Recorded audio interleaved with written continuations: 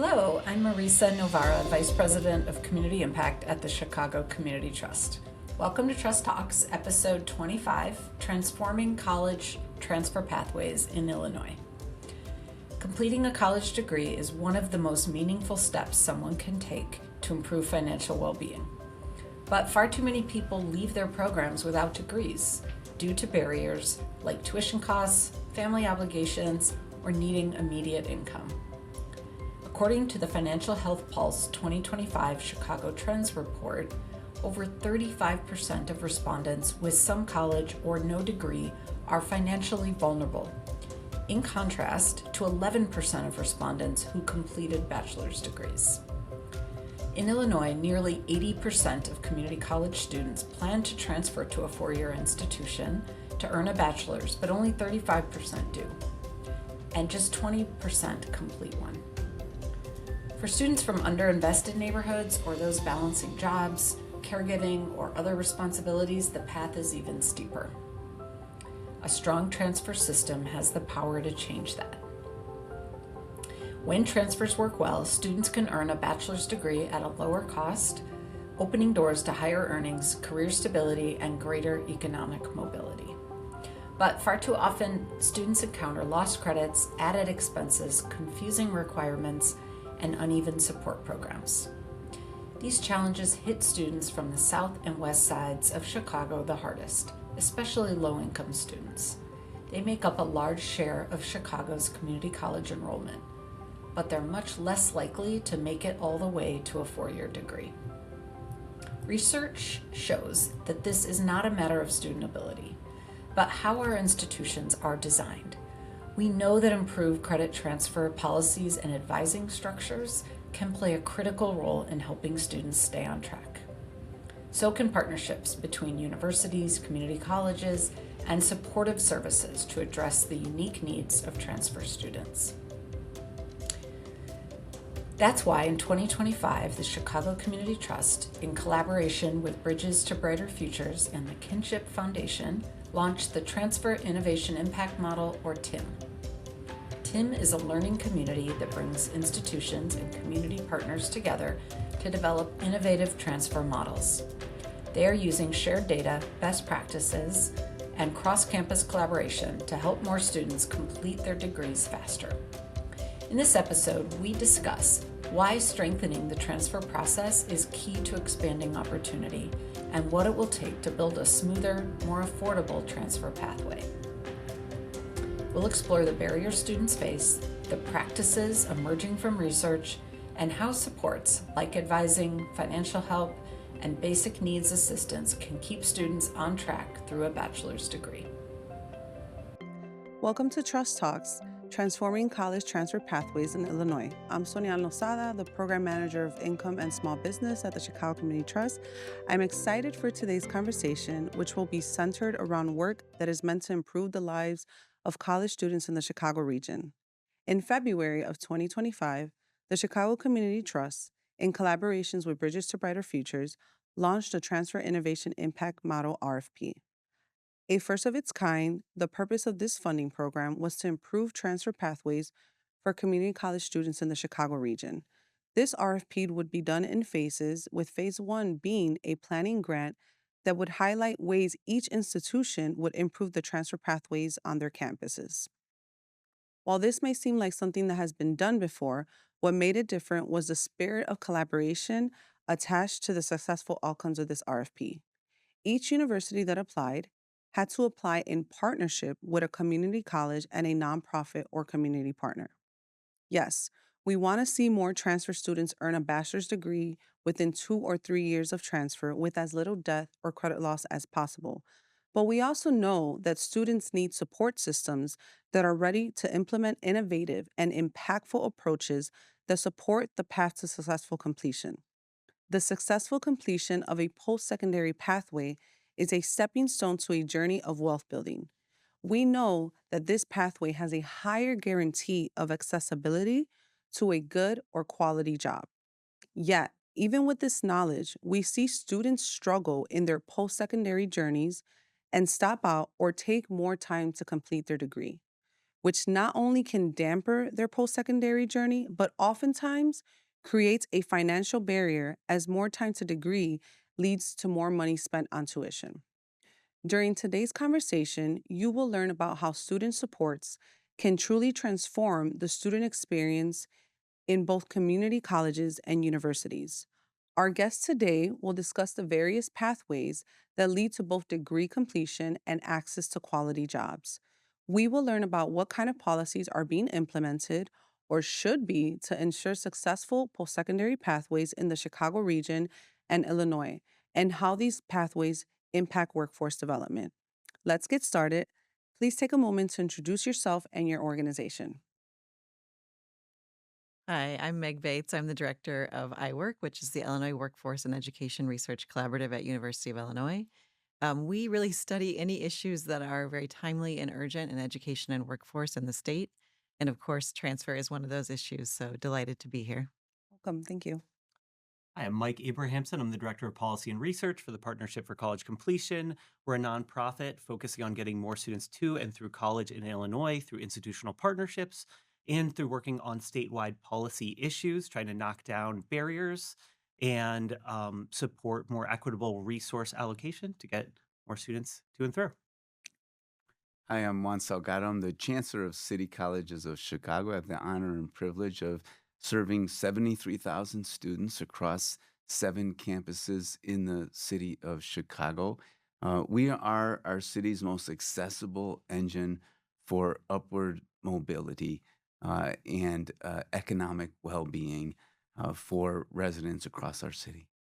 Welcome. Thank you. The first question is about how is your current work trying to improve transfer pathways in the Chicago region? I'll jump in. Yeah. Since we're at the place of actual practice, with our students on a day-to-day basis, the most important thing that we believe we can do is number one, grow programs that are in demand in the marketplace.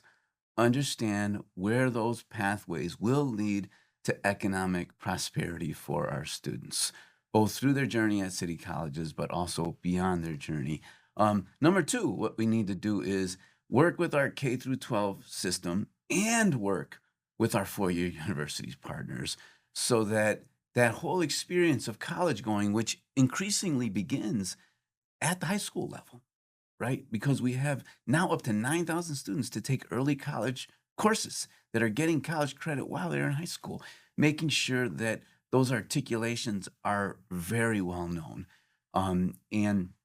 And then I think the third thing that's really important is supporting our students, making sure that it's not just about the academics, it's about everything else that our students need in order to just make it through life, quite frankly, right? We have students that are food insecure, housing insecure. We have students that are in need of technology and sometimes financial supports. We've got to be there with them when they have a mental health challenge too. We've got to be there in many different ways in order for them to thrive, through their college experience. And so those are three things that I think we are doing at city colleges. We can do more of, we will do more. Yeah. Building on that, I'll say the partnership is looking at this from two angles. One, from a learning perspective. I'll talk more, I'm sure, about the report that we released and have been on a tour presenting and also listening to experts and practitioners about what can we do so that we can take statewide action that can help more students and also partner with institutions that can help more students transfer more seamlessly. I will say in the action front, we just can only do so much more with less resources. So we are and have been for years at the state level advocating for more resources to our colleges and universities and to our students. We know that every year we calculate what community colleges need, and then we funded, I think, less than 29% of that last year. Same thing with our universities who are accepting transfer students, right? I think 11 of 12 get less than 63% of what they need, what to adequately serve their students. And our MAP grant, we've seen great investments in that, but ultimately tens of thousands of students who are eligible and apply won't receive it this year. And that's critical for students getting to and through college. So we're advocating for those resources. while we listen to and learn about what we can do more at the policy level. Yeah, and I'll just add, so we're a research organization, so kind of the approach we take on any issue is what else do we need to know to make, solid evidence-based actions from that knowledge. We got interested in transfer really because of our long-term partnership with Latino Policy Forum, which is a statewide advocacy organization for Latinos. And we did a study with them, the Latino College landscape study, looking at the factors that influence Latino college access, success, persistence, all of those things. And transfer really came out as a big piece there, particularly for Latinos, because they do start in 2-year institutions more often than other populations. It checks many of the boxes for that particular population, like being close to home and an institution that they trust because other Latinos have gone there. And so we wanted to look at this issue, this disconnect between Latinos who intend to transfer after community college and those who actually do. And that led us with the forum after the landscape study to do a white paper looking at all of the policies in other states that have supported transfer and what we have in Illinois around policy and when where there might be a disconnect there. And the interesting thing that we found is that there is quite a bit of policy in Illinois that is also reflective of research on policy that supports transfer. But there hasn't been really the progress on this issue that people would like.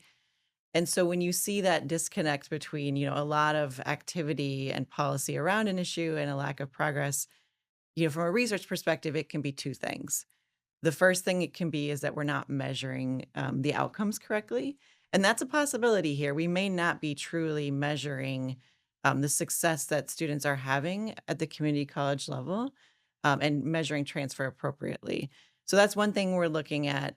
But the other piece, when you see this kind of disconnect, is that there's some sort of devil in the details. So barriers in the implementation of the policy or the actual practices. And so that's the piece that we're embarking on now at the ground level. We're working with the forum to look at specific 2-year, 4-year partnerships that support transfer. Thank you for that. I think that this is a wonderful segue into the next question because it has to do with impact. And like it was mentioned, barriers were mentioned, insecurities were mentioned, issues with lack of funding for the state and for the community college system and just for the higher education system in the state. And so, um, can you speak more to how does student experience affect college completion, right? Because I heard, issues with housing, issues with policy. Progress is a big component of how impact is made to these students. So like how does that experience affect the college completion? So I can just start from a research perspective that student experience is really so much of the success and the outcomes. And I think we know that students who have prior experience with college settings come in with social capital, navigational capital, that first generation students or students with less experience do not. And those things make a huge difference in just, knowing that you can go to your advisor, knowing how the system works at a college. That's very important. I also want to make the point that I think traditionally we might think of 2-year institutions as commuter schools that people are not particularly attached to. That's really not true anymore. Just as an example, I was at Kennedy King about a month ago, and I had the pleasure of talking with a lot of students there. And, they were, students who were a little older, some young moms, people that were coming back to college, after that, kind of 18 to 22-year-old period. But they were very attached and had very warm feelings about Kennedy King, and they had developed sort of a group of friends and, their own kind of capital, and they were nervous about that transition to a 4-year space. And I actually was wondering, are the 4-year institutions ready for them and ready to recreate that with them? The quote unquote non-traditional students. Yeah. I could build upon that because, of course, Kennedy King is one of our colleges, and we've worked very hard to make sure that every one of our students has a true sense of belonging Mhm. institution. And belonging comes with care too. And it's not just care that comes from the institution, but care that comes from the community, students caring for each other, right? Mhm. And having evidence, of real, true care. We just opened up a healthy market. that looks like a Trader Joe's for any one of our students, right? Those are signals, right? 10,000, individual counseling sessions for mental health across our system last year. 10,000 students, 18,000 counseling sessions. Those are, evidence of true care, right? And I think to the point, we've got to make sure that when they make the transition to the four-year university, those things are evident in some places within that four-year university, enough so they belong there too. I was a transfer student. You have to quickly make a transition to an entirely new and different place, right? And so we can and should do a better job across our institutions, and increasingly we are at City Colleges working, with our four-year partners to make sure that those handoffs are done appropriately and are done well.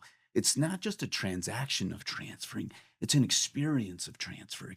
And we've got to make sure that we do that well. And critical to that, I will say, is respect for the student's work. And what do I mean by that?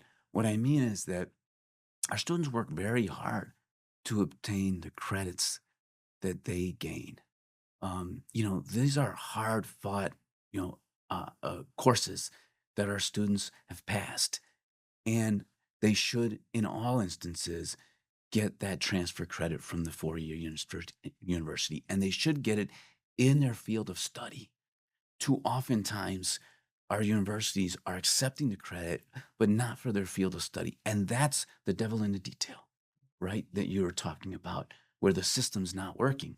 Because, of course, we take the credit, but we don't take the credit for the engineering school. We don't take the credit for the business school, for the nursing school. Those are the agreements that we're working on now to make sure that our students aren't caught up in institutional practices that are not outcomes oriented, that are not good for our students. And so, that's a big part of the challenge that we have moving forward for the student experience itself. I'll say this resonates totally with what we've heard. I'm a data guy, but the transfer report we wrote was qualitative and quantitative, and it's the stories that stick with me. I'll say one of the things that we heard a lot was students feeling like it's unfair when an articulation agreement, for example, doesn't include a course that they took. And they'll say, I had to take this marketing course. They told me it was different. I'm using the same book. We're, doing tests like it's the same test. Or I specifically took this coding course and then when I got to my transfer institution, it was a different coding language. They didn't even say that. I looked at all the materials. Like I learned Python. Now they're telling me it's something else. That really resonates. On the flip side, we heard some amazingly positive things about, for example, counselors who absolutely change students' lives by working with them, and they probably have humongous caseloads in a lot of cases, but still working with those students to see them to their transfer destination and sometimes through, following up with them. It really has had life changing effects on students. And that's what resonates with me from hearing from them. Thank you. I feel very seen as a former transfer student with everything that was just said. I this next question is really about everything that you've discussed so far, and with all the work that has been done to enhance support systems, student experiences and successes, and even to highlight what post-secondary pathways lead to wealth building, right? Because that's really important. We want to make sure that they're completing and they're not stopping out, but that they're thriving after they're done, right? And with their quality of life. What type of successes would you like to see in the next 5 years? Transfer is a focal point in our next 5 years. And we've done some very specific things to make sure that we realize a much stronger, more vibrant transfer experience for our students. First thing we've done is making sure that over 90% of our students get advising appointments off the bat, right? When they're in their first semester, and then get a follow-up appointment when they get to 30 credit hours on their way to a four-year university when that is their interest. The other thing we're doing is making sure that we added transfer specialists at each one of our colleges so that we can have even more touch points and more specified touch points so that when a student changes their mind, right? Or, a journey or a life situation needs adaptation, we have someone there to help that student along that new choice point or that differentiated choice point because life happens. And students may have one idea when they come in that may shift over time. We need to be there for those students in those instances. And then the other thing we're doing is we're prioritizing, quite frankly, a set of institutions that are already receiving our students, and we'd like for them to receive more of our students. Because if we can concentrate our transfers in a set of local institutions like Chicago State, like UIC, like Northeastern, like DePaul, like National Louis, these are places that have traditionally taken our students. We can work with them more intensively. We can have greater handoffs in that regard. And then we are creating these maps, these very specific maps for engineering, for business, for IT, for different career paths, nursing. And guess who's going to have those maps? Ninth graders are going to have those maps. The parents of ninth graders are going to have those maps because we're also working with Chicago Public Schools. So as we get this curricular alignment, this no credit loss curricular alignment, we will be delivering that to the doorsteps of school children that are in eighth grade, entering ninth grade, so they come armed with the information they need to have an affordable education. Because every one of those classes they can take in high school, every one of those credits that they took in community college that transfers means they've accelerated their education as a whole. I think we're looking at a lot of similar change over the next 5 years, but at the state level, because that's where our organization operates. We know that 80% of community college students intend to transfer and less than a quarter currently do, and that's inequitable. We know students of color and students from low income backgrounds transfer at a lower rate than that 24%. We want to see more transfer students successfully transfer and then complete, but specifically, I think our public community colleges to our public universities, we want to see those numbers and success rates grow. We know, for example, that 44% of our community college students are Black or Latinx, but only 31% of our public university transfers from community college are Black or Latinx students. And so they're underrepresented. They're far overrepresented, students of color, in terms of transfer to for-profit colleges, which is concerning for a number of reasons. It's the most expensive sector. It ends up with the most questionable outcomes. But what we do know about for-profit colleges is they signal where our lack of access is, right? They're very efficient at finding where there's a gap in the market and then targeting those students. We want to see us retain more of our students within our public system and have more community college to university transfer. So I'll just echo some things. I mean, I think number one, that kind of specific 2-year, 4-year partnership is really research aligned. Those kinds of partnerships move transfer more than overall statewide policy. I will also say that, for us, a goal is to scale successful practices. We know in Illinois there's a robust group of transfer coordinators. I mean, there's no lack of passion and intentionality around this issue. People really care. And the transfer coordinators are coming together to kind of figure out and share best practices.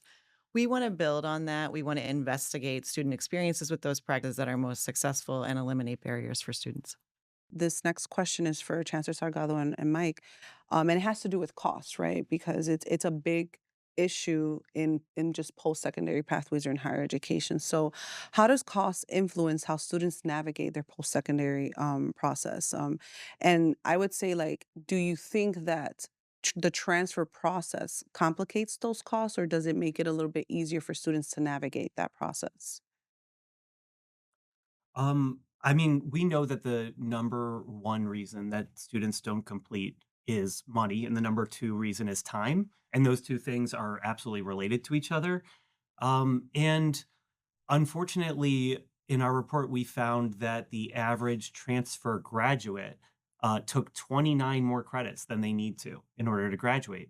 that ends up taking a lot more time and money for students. That translates to less wealth over their lifetimes. Like, we need to improve those pathways so that students can graduate at higher rates with less debt. I'll also say that we need to make sure that we're supporting those students throughout the journey. The average student not living at home at community college pays about $11,000 a year to go to school, including their out of school expenses, and that's really expensive for the average community college students. We need to make sure that we're supporting them. Kind of goes back to making sure that MAP grants are available, but also that they are significant enough to defray those costs. Yeah. I would just say that um, when you're thinking about cost, our students are working Hmm. by and large. In fact, the interesting fact is our students are if you're a food insecure student, you're more likely to be working. And so what does that tell you? That tells you that our students are balancing these choices of how much do I study, right? How much do I work in order to afford living today, but also getting ahead tomorrow? So you have a large number of students that go from full time to part time. They're swinging sort of back and forth. That is more and more the traditional student, if you will, right? And so I think we have to be cognizant that that journey is not that linear 4-year 2+2 path. We also have to be cognizant that our students don't always off the bat know exactly what career they're interested in going into. There's got to be a little bit of room for exploration, right? For discovery, right? One of the things we learned with the STAR Scholarship is it took some pressure off of our students that got the STAR Scholarship, sufficient that they can spend time what they call on themselves, right? Think about that for a minute, right? The student that's working all the time while they're going to school, that was me, 8 hours a day, go to school, come back, right? You know, um, I got a degree in economics because I didn't want to go to school anymore and I couldn't afford it, right? But it wasn't actually my career choice. Here I am doing something very different, right? But what I'm saying to you is that, built into this student experience, has to be an understanding of the holistic life of our students and increasingly the fact that they're not going full time all the time. Talking a little bit more about economic development, I want to turn to you, Meg, and um, ask the question of like, why is improving the transfer process in the Chicago region from a 2-year to a 4-year institution of higher education important to economic development? Yeah, so I'll talk first why it's important for the students. So iWork released a couple studies this past year looking at the economic outcomes of Illinois high school seniors. And what we found was that the bachelor's degree in particular is the surest route to economic stability. It's also the surest route for economic mobility for students who come from lower income families. So we just know the data states that the bachelor's degree really is the path to a good job, more stable life. So why should we care about that on a societal level? I think, some people might ask. And when we have more people in good jobs, of course, it leads to innovation. It leads to other good jobs for other people. It also leads to more people not making use of social services, contributions to the tax base, which allows, our state to flourish, and, more entrepreneurship. So I think we can support on a human and personal level that we want more people to reach that bachelor's degree. And it also supports our state and our society. But we need to get transfer to work because we know 2-year institutions are really a viable and important path for many populations. Mike, is there anything you would add to that? Yeah. Um, So we don't have a formula for how we give out funding to our public universities. We give out about half of what we gave out a couple decades ago. Why am I talking about that in a transfer conversation? Well, that has led to especially our regional universities being having to raise their prices, pricing out thousands of students. And that's probably changed the populations of students that go to our community colleges. We have among all of the states, we are the third highest in the percentage of our public students, public higher ed students that go to community colleges. So we are sending a lot of students to community colleges in Illinois that in other states would likely probably go right to four-year universities. That makes these transfer pathways all the more important, right? But also not having a formula means that we aren't supporting students in the way that we need to when they do transfer. That might be one of the factors driving this under enrollment, that 31% of students of color as opposed who are transferring as opposed to 44% that are in the community college system. Because universities are under enrolling transfer students, not knowing exactly how they'll support them. What we need to do is turn this around, right? We need a funding formula that will adequately support institutions that can then pass those supports on to students, and defray the costs so that we can have transfer move smoother. That's really important to all the communities in the state because we have 12 public universities all across the state that are driving the economic development for those different regions. It's critical that those universities can thrive, and the transfer student populations that they're under enrolling are the key to probably doing that, right? We just need to turn the supports around, and that's one thing that we're working to do. So, shifting gears again, as we're talking about transfer, and the transfer pathway falls under, I would say, the umbrella or the tree of post-secondary pathways in general, right? And so we know that post-secondary pathways are not just a bachelor's degree. There's many ways that students from high school in that transition process can be successful in obtaining some type of pathway that can get them to a good job, that can get them to a better quality of life. So, um, Ho I think that this question can be answered by all 3 of you, and it's a two-part question. So I'll take my time, just, reading it to you so that you can have some time to kinda, like, think about what you wanna say. But how do post-secondary pathways impact the economic development, in general, right? So not just thinking about transfer, but just, like with city colleges, there's so many, different opportunities that are offered outside of just the opportunity to transfer to a four-year institution. How do those pathways impact the economic development of the Chicago region, even of the state, and of the communities that these students are coming from, right? And what kind of impact do they have for students from underinvested or low-income communities? This is the value proposition of an institution like City Colleges of Chicago. Our students are from those very communities, by and large, that have been disinvested in. Our students are oftentimes first generation. They're parent students, right? They're working parents. They're making ends meet at the end of the day and trying to get ahead in life, if you will. And so, when you think about the value proposition of, can I get some education that leads me into an occupation in the field of my study for the future, and then work my way up? Okay. So it doesn't have to be a linear path. You can get a degree, a certification from city colleges. You can get into the world of work in your, area of focus. And while you're doing that, you can go back to school, right?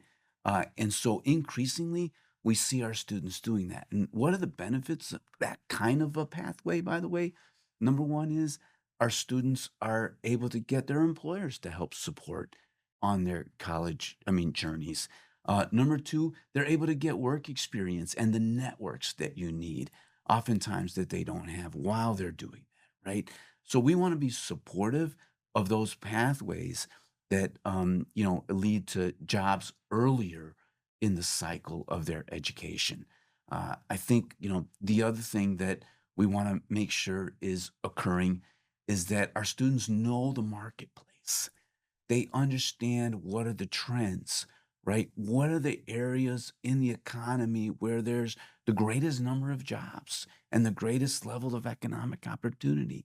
They may not choose to go into those fields, but they should at least know that those are the in demand occupations, that these are the wage levels, that these are the opportunities for up mobility, that when you get this particular associate's degree or certification, you can level up to the next by going and getting your bachelor's degree. So we've got to do more in terms of getting students that economic information up front as they're making life choices. I really like that framing. I think that too often now we're hearing backlash against bachelor's degrees, this idea often coming from places where I'm a little bit skeptical that they're saying the same things maybe to their children, that people don't want bachelor's degrees anymore, right? I'm a millennial. People said the same thing about us in home buying. They said, oh, they just want avocado toast. They don't want to buy a house. It's like, no, millennials just couldn't afford to buy a house. I don't want the same conversation to happen around college degrees. And I think that getting a degree is an enduring value and aspirational point for all Americans. I think there are credentials of value, in associate's degrees and certificates, absolutely. What we do want to do is, like the chancellor said, make sure that students have the opportunities that are accessible, affordable, seamless in order to earn whatever degree they aspire to. Yeah, I'll echo what's been said. I mean, I think that the pathway to economic success, like I mentioned earlier, is the bachelor's degree and in particular industries as well. And getting more students from more backgrounds into those pathways is super important to economic stability for individuals and our society. I will also say that education leads to innovation. And I feel like, the US and Illinois are known for innovation and entrepreneurship. And I think we've been playing with one hand tied behind our back in the sense that we have so many students who have great ideas and talent and aren't accessing the pathways that can lead to that innovation ecosystem. Thank you for that. I think with what you just said, Meg, how do you think that these pathways create more access in the workforce, right? So how do they impact the success of students in the workforce? And I think with your work, what have you seen or learned about in terms of those students' experiences when they complete a pathway and enter the workforce, and how those successes have impacted not just their lives, but even the lives of their families and their communities? Yeah, I mean, absolutely. So I think, one thing kind of going back to the Kennedy King example I used earlier, it's not just about students having access, it's what students bring to any setting they're in. And so I think, students who are more traditional at four-year institutions can learn from being around students who are coming back into college at a later point. That leads to creativity. It leads to relationships that would not otherwise be happening. The same is true for the workplace. I mean, I think we're not talking about it as much now for various kind of national shifts, but I think more diversity in the workplace does lead to innovation. It does lead to reaching new audiences. And it leads to more money. I mean, there's been studies on that. And so I think getting more diverse folks into different pathways is really important. Chancellor Mike, anything you want to add to I, that? what if I told you that in 2020 you could come to city colleges and study in a high demand field, get an apprenticeship, and that by 2025 you would be a homeowner on the west side of Chicago, buying the first home for your family. Are you talking about me? I'm talking about one of my students. I'm talking about you. I'm talking about any one of those individuals that are out there in community, right? That are thinking, I want to invest in my community. I want to provide more for my family.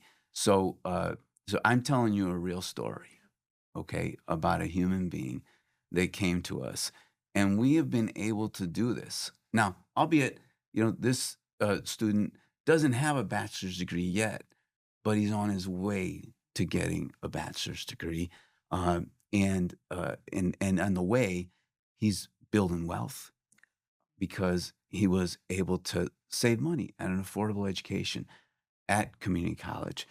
If you don't know, and so it's really important that between Pell and MAP, our tuition more than covers that. In fact, our students get a return on average of about $2,800 that goes towards, life expenses. And so because you get an affordable tuition, because you get an industry connection, because you actually get a job in the marketplace, because you're making some money while you're going back to school. Now you have the possibilities of wealth building. And our students are doing that where? In the communities that they grew up in. And so this has the effect of, reinvesting dollars within community.